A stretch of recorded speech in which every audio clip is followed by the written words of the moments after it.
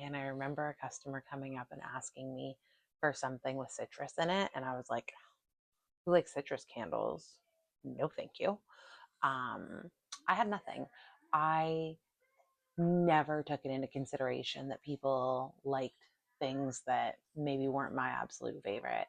What? People want something that's not a vanilla base? That's weird.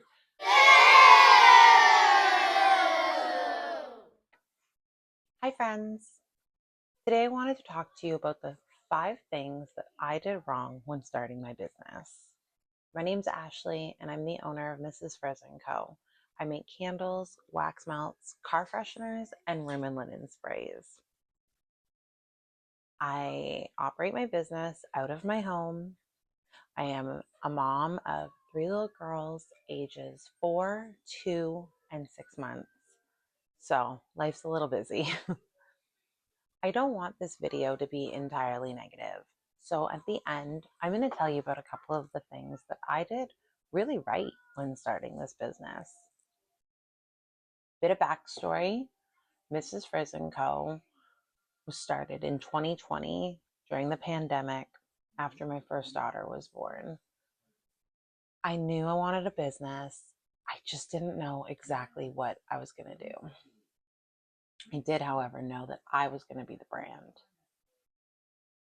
What it's become today, Mrs. Frizz & Co., that sells candles and such, was born in August of 2024 when my youngest was 2 months old.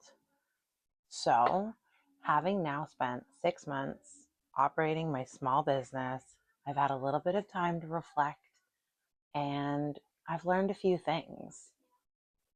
Now, I don't want you to think I've only been making candles for 6 months. I've been making candles for almost 10 years now.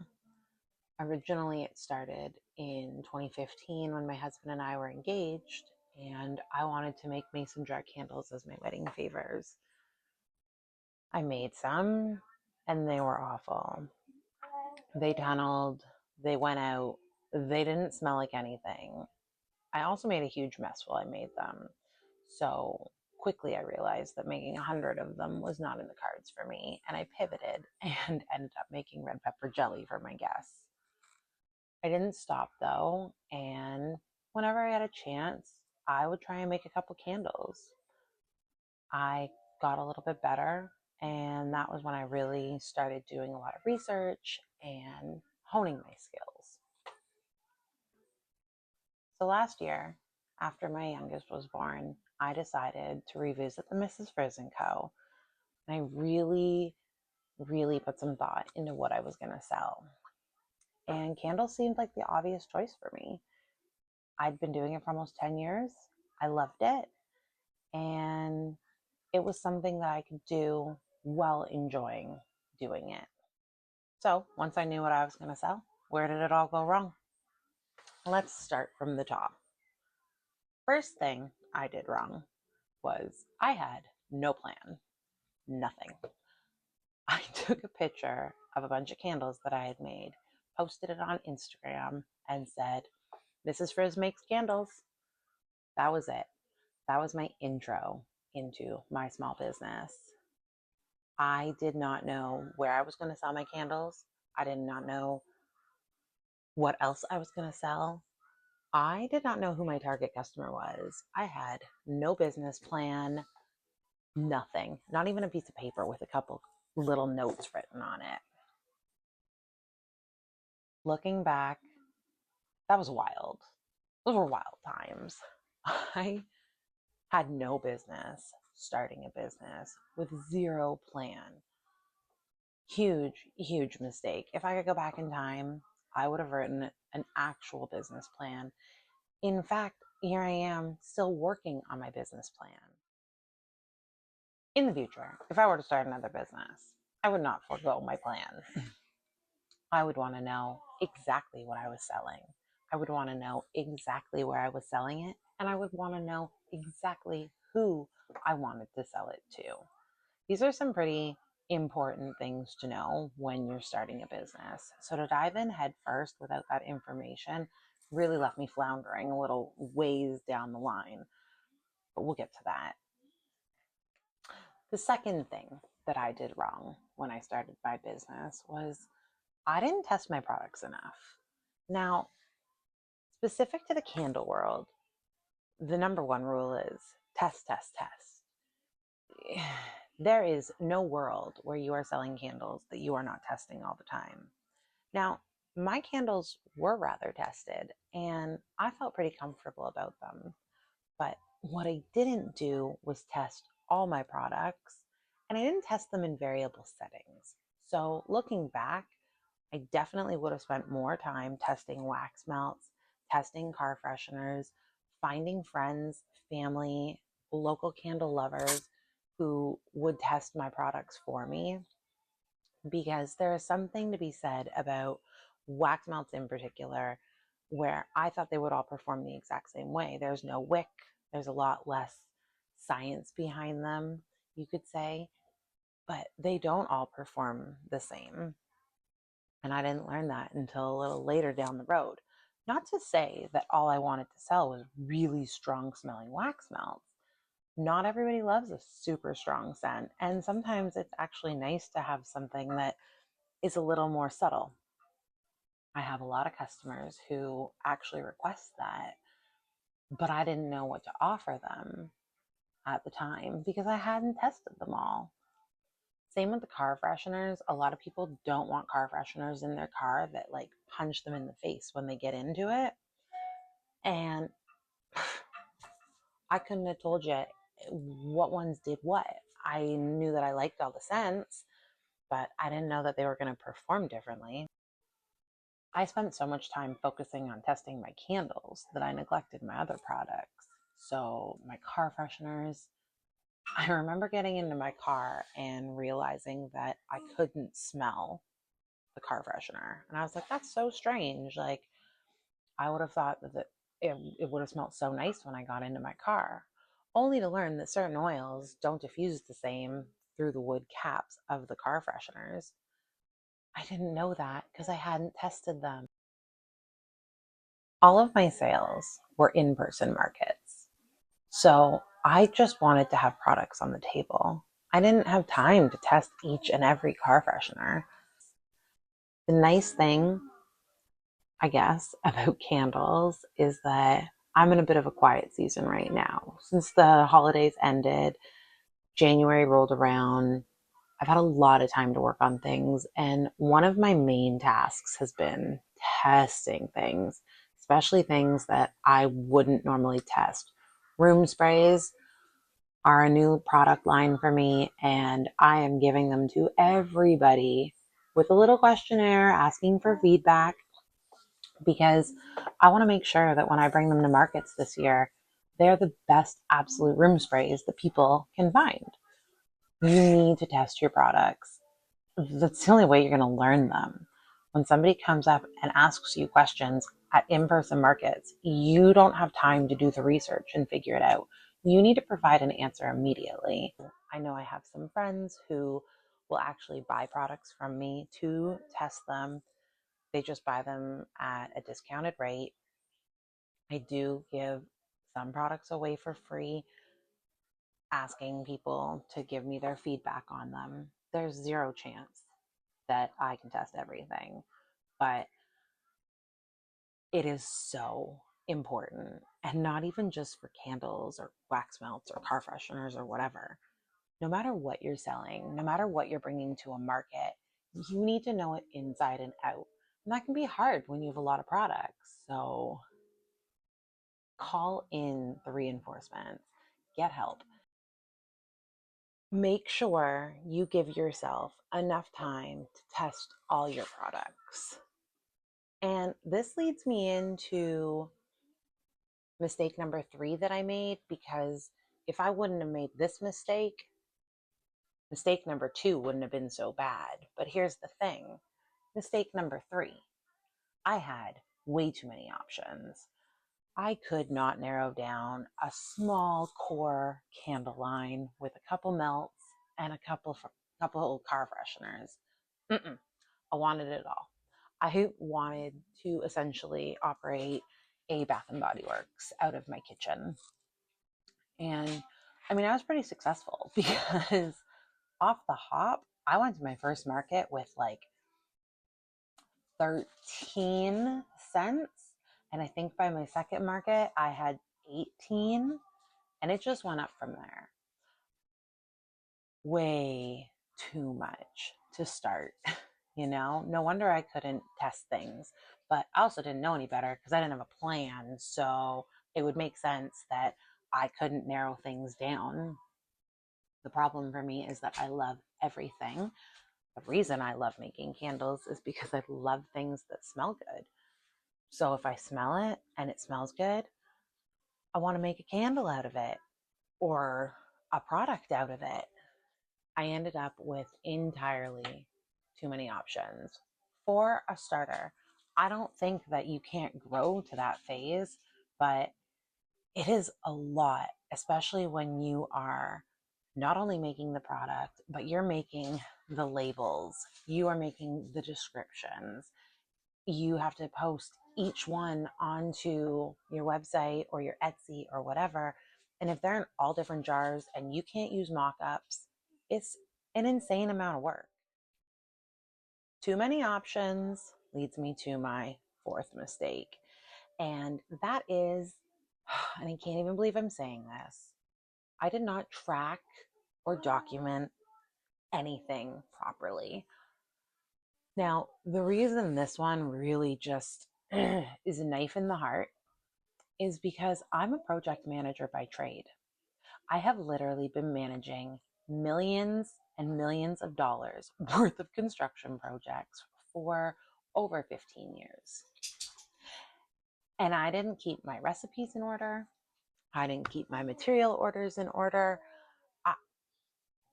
A disaster. I am struggling to play catch up right now. I just got myself a software, so I am tracking my inventory and my stock and my production, which is going to be amazing once I get all my materials and costs entered, once I find all of my notebooks with all of my recipes in them. You cannot start a business with crappy documentation. But I was just trying to make all the mistakes. So, I mean, I did. It is wild to me that I am such an organized person. Does this look organized? Like, I don't know what you guys can see, but I have bins just sitting here and I am trying so hard, so hard to get things organized and be able to easily find everything. But just for example, here's some wicks, okay? Here's some wicks. There's no organization. They're all mixed together. So when I'm trying to wick something, also fragrance oils in here because why wouldn't I? Just I, I'm a disaster. I am having to go through each one of these bins. There's a lot of them, and figure out, I don't even know how much money that's worth. Like a lot, I have spent a lot of money. And again, this all ties back to the not having a plan. I didn't have a plan. So I just bought stuff because why wouldn't I?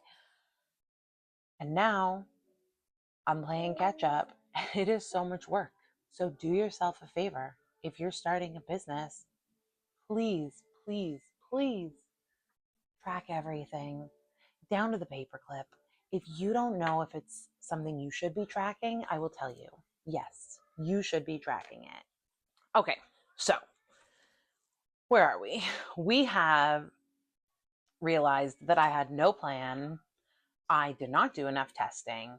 I had entirely too many options, and there was next to none in tracking and documentation. So, what else could I have possibly screwed up on? Like, what else is left? Because this business is not sounding like it is off to a very good start. Had I have done this last thing none of that would have happened. I would have had a plan. I would have had all the testing in the world done. Things would have been narrowed down. There would not have been too many options. And I would have tracked everything. It it would have been perfect. But what did I do to squash all that? Mistake number 5 that I made when starting my business was rushing. I rushed. That was it. I dove in headfirst. I posted my picture on my Instagram. I said, Mrs. Frizz makes candles. And within days, I had signed up for a farmer's market and I was off to the races. Is that what they say? There was no looking back. I did not take my time whatsoever. And I mean, I know there's people out there who take entirely too long to start businesses. I remember when I was doing candle research, somebody, I think it was maybe Black Tie Barn, said, if you wait for your product to be perfect, you're never going to market your product. And that really struck me. Like, he was right. Now, maybe I jumped the gun a little too soon, but I kept saying to myself, if I don't just throw myself out there, if I don't, get to these markets, then if I don't just throw myself into this and start selling my products, I might never do it. I didn't want to wait for everything to be absolutely perfect because I knew that it wasn't going to be initially. I needed to go. I had to get myself out there. But if I was to redo this and start my business from scratch, I probably would have taken a little bit more time. So let's just quickly recap here. The 5 things that I did wrong when I started my business was no plan, not enough testing, way too many options, not enough tracking or documentation, and I rushed absolutely everything. So if you're starting a business, if you're watching this video looking for a little bit of business advice, let that be it. Do those things. Take your time a little bit. I mean, don't take forever, but take a little bit of time, track everything, document everything. Don't have too many options when you're starting out. Give yourself a minute, and test everything. Know each product inside and out and have a plan. Know what you're doing and how you're going to do it and who you want to do it for, because that will really help you down the road. I made a lot of mistakes, but I did do a couple things right. And if you're here looking for any kind of business advice, take this part with you because I think that these are really, really important. The first thing I did right was I put myself out there, especially because I always knew that I wanted to be my brand. I am Mrs. Frizz, and no matter what I was going to bring to market, I knew that I was going to be the face behind it. So I was going to have to put myself out there. And that's not the easiest thing to do. In today's age of social media and like just this, it's so hard for me to put myself out there and to bring a brand with you and a product. It is, I truly can't believe I'm doing this sometimes. Some days I will quickly check my feed, or even just now that I'm sitting here talking about it and thinking about it, who am I? Like, I can't believe that I am sitting here filming myself, talking to people, and giving them advice. Like, it is, I'm really putting myself out there. And I think if you want to be a business owner, you have to be willing to put yourself out there. You have to be able to get those voices out of your head that say, oh, people are going to look at this Instagram post and think, who the hell is she? Or they're going to see my candle and be like, that's crap. Like, I don't want that. Get it out of your head. put yourself out there. You have to. If you want to be successful, that is so, so important. I can't stress it enough. The second thing that I did right was I took feedback, criticism, whatever. I listened to my customers. I remember being at my first farmer's market and somebody asking me if I had a citrus candle. And I was like, gross. No, why would I do that? Because to me, it was just wild to think that anybody wanted anything that wasn't a vanilla base. Well, I'll tell you, my sales increased dramatically when I started bringing in different scents that people were requesting. It wasn't all about what I wanted. And again, I would have known this if I would have done a little bit of customer research off the hop, but I didn't. But it's fine because what I did do was listen to my customers, and it has been really good for me. And especially if somebody doesn't love the throw of something, or they think that it smells really nice in the tin, but when they burn it, you know, it's all great feedback. And you need to be able to receive and actually do something with feedback, with customer requests. It is so, so important to listen to your customers. The third and absolute most important thing that I have done since starting this business was, and this isn't some big secret to success, but I truly think a lot of people forget it. I've kept going.